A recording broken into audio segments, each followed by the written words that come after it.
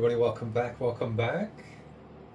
I want to kind of give you guys a brief rundown on this panel that I've built. So first I just want to show it to you guys in action, playing X-Plane 12.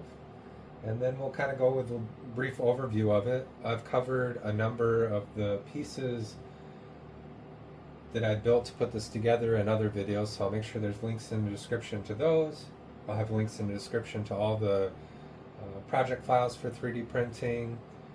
As far as the actual panel goes, this was all crafted out of hobby store foam board. I just kind of positioned things where I wanted it to be and then cut around that. This is really just kind of a demo or a proof of concept, and it's been working pretty good, so let's get started. So we'll go ahead and fire up all the panels and stuff.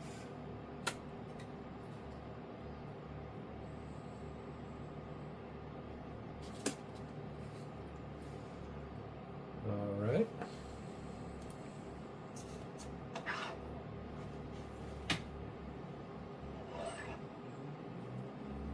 So we're just going to take off. I am somewhere.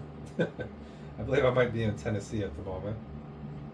We're just going to take off and cruise around for a little bit, and then what I'll do while I'm cruising around is I'll have a little video pop up and it'll kind of give you guys a nice overview of what it took to get all this together. So I hope you enjoy. I hope everybody's been doing well. And as always, happy flying.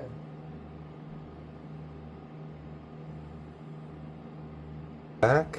I want to give everybody a quick little overview of my Cessna 172 cockpit panel recreation that I've been working on. This is kind of a miniaturized version that's scaled down to kind of fit in the space that I have. You can see it's kind of ugly from the back, but that's okay. It looks much better from the front. So I've got my avionics and power switch panel here. This is connected to a USB encoder. I've got another USB encoder over here for the throttle mixture and the yoke setup. So if you see my previous videos, I've got a 3D printed yoke that I've put together. Let me see if I can get this little cover off real quick.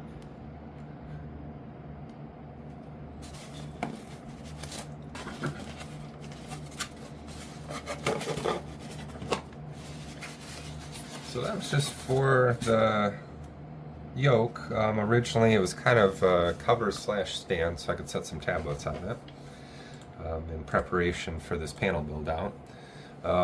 You will notice that this is kind of all, I don't know the right word, maybe hodgepodge. I've got old scrap foam board, pieces of wood, all kinds of stuff hot glued and screwed together. And it's worked out really well. Everything's sturdy and stable, works well in the game. It's pretty ergonomical, or I should say the ergonomics aren't too bad. Everything's within reach and comfortable to get to. A couple tweaks I'm probably going to be making in the second version will be to do a better job centering and kind of with my measurements. I put all this together kind of on the fly, so I made a few mistakes here and there. I noticed that the throttle and mixture setup's a little crooked. The yoke is a little off-center to the display.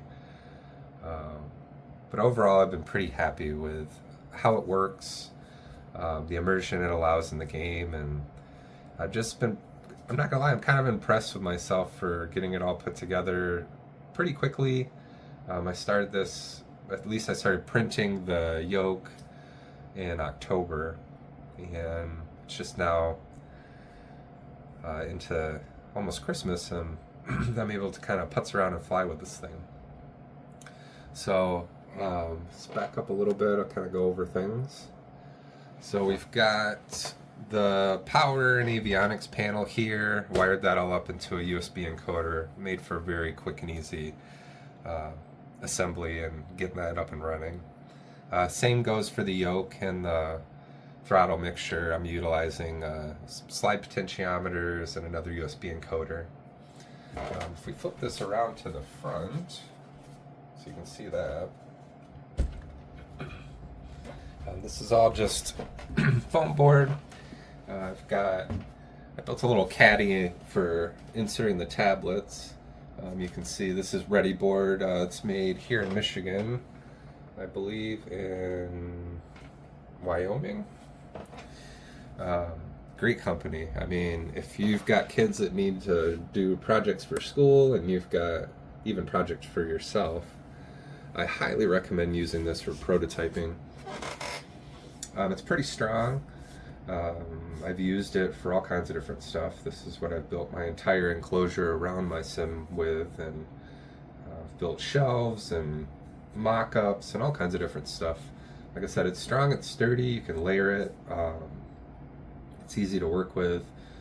Between this and a hot glue gun, I feel like you can do just about anything. But I'll put together some measurements, I think, once I finalize this. For those that are interested, but I'm going to be honest with you, if you bought 2 sheets of foam board, you're going to be able to do quite a bit. This only utilized about half a sheet, because I did 24, so they're 20 inches by 2 feet, and this is 20 by 12, this sheet here, the back panel. This top piece is 2 inches by 24 inches. The little phone holder, I mean, that's slightly larger than your average cell phone. So as far as additional foam board for that, like I said, 2 sheets would definitely be more than enough for this. It's stable enough, I could probably brace the other side so that there's no give or play when I actually touch the screens. But I'm pretty happy with the results. I can't complain. I really have been enjoying X-Plane 12 and being able to have the yoke and the additional switches, controls in the game. It's just made it really cool. I've really enjoyed it. So if you guys have any questions, feel free to ask. I'm going to have links in the description to everything that I used. I'll try to do my best to give rough estimates on what the current dimensions are. Like I said, this is version 1.0, so a lot's going to change. But definitely feel free to try to build it yourself. I'd be really interested to see what other people come up with, because I think that's one of the awesome parts about this community, is how creative people are, and being able to recreate these planes to be able to fly them in their house. It's really wild. I really enjoy it. But I think I'm going to leave everybody with this. Like I said, if you have any questions, feel free to ask. I'm more than happy to help. The community has done a lot to help me, so I definitely want to be able to repay the favor. Yep. Hope everybody has a good one. And as always, happy flying.